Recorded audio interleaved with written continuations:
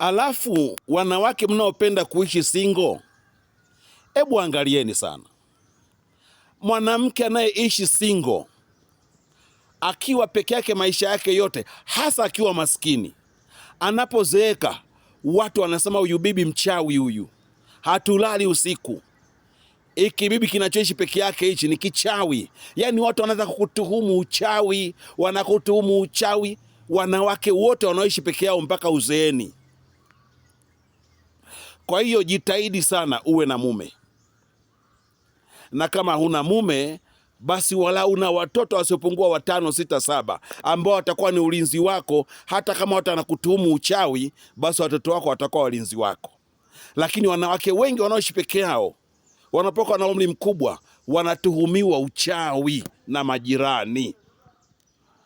Ninaomba jiangalieni sana, baba yenu Clemence Mwandambo, maana mimi huwa nachoka kila wakati.